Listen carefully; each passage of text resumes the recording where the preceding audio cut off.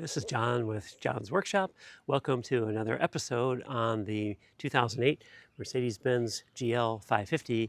And in this episode, I'm installing a couple of moisture sensors and then also putting the whole rear end interior back in there. So I'll show you a little bit about that and also where I ended up putting three different moisture sensors. So if water does somehow get in there and leak, even though I don't think it should, I will at least know before the electronics get corroded. This is a view from the scope camera under the driver's seat, looking at where I put this moisture sensor. You can see down here by the drain plug, which actually is still in there, so there's no draining, but should be the lowest point in this compartment. And then if we get any kind of moisture in there, that moisture sensor should set off the alarm so that we know there's something in there. Unfortunately, back in February of 2026, the alarm went off after I thought I had already solved all the leak problems. And you can see right here, it looks like there's a tiny puddle of water. It had been previously fairly humid, and then all of a sudden it got cold. There's a possibility that that was just condensation. But in order to be sure in some of the other compartments, I decided this is probably a good idea to add to them as well. I decided to use another one of these moisture sensors and put it in the back here under the rear SAM, because that's really hard to get your hand down in there, especially if the subwoofer is back, which normally goes here.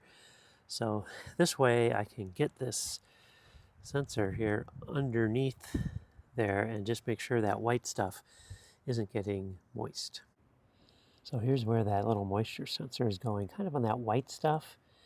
I'll just pan back and you can kind of see here. This is the rear SAM, and now I'm going to put that back on there so that moisture sensor will be underneath the SAM on that white stuff. So if that gets wet, we should hear about it. I Velcroed this right here so I can get to the switch, turn it on, so that's down, off is up. And I think the batteries last longer if you just check every so often, but certainly if you leave it on, it will come on if it gets moisture.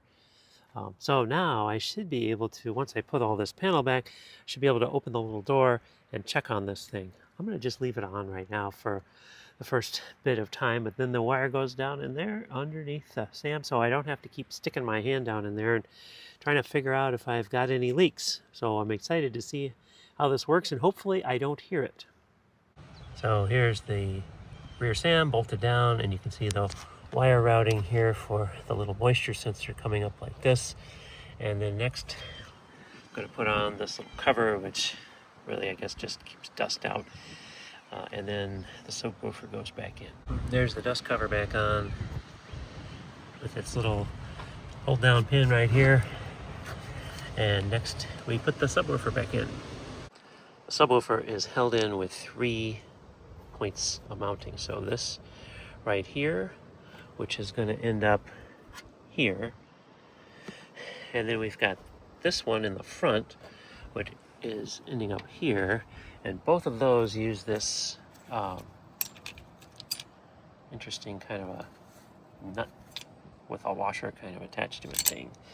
And then finally the last one, which is this guy here, he ends up going on this bracket back here. So the key to getting that subwoofer back in is to make the space you need. So there's a bar here, which is like this, and you just take that out. You also have to take this out, which is really not that bad. There's just 2 bolts here and 2 bolts here.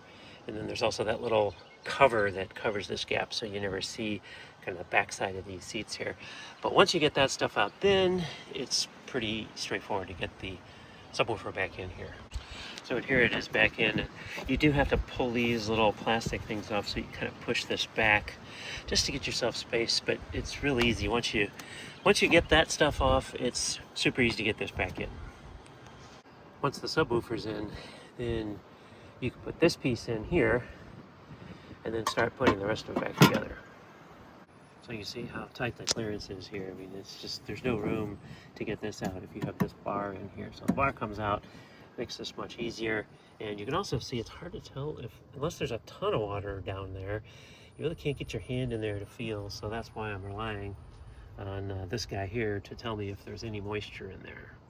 It's kind of cool to see how these seats work. Look at that. Just super quietly comes up and locks. And then when I push the down button, boom, pretty slick. And then the next step is we just put this in, which is really just a gap cover that covers that part there. See, it's got some little spring hinges here that try to keep this flap down, just to cover up so people don't see, you know, the mechanism there. Here's what it looks like with that panel in when you're moving the seat. See, that just kind of covers a little gap there. Here I'm showing how to reinstall this right rear interior panel. It's fairly straightforward, but there's a lot of like shifting around that you end up having to do, and you'll see here as we go on that it's a little bit of a slow process, a lot of kind of fitting and tugging around and pulling on the thing. Just be gentle and don't really pull too hard in any one place, and you'll see that it really does actually fit in there. Sometimes at the beginning it doesn't look like it's going to. Here I'm reconnecting those two switches that move the seats. I had pulled those off so I could use the seats while I had this panel out. So now I just had to reinstall the switches there. And then here I'm kind of pushing this thing around a little bit, flexing a little bit here and there, trying to get this thing to slide down. The main issue was around the fender well, and there's some insulation that sticks out pretty far there, and you kind of just got to make sure that everything is clear.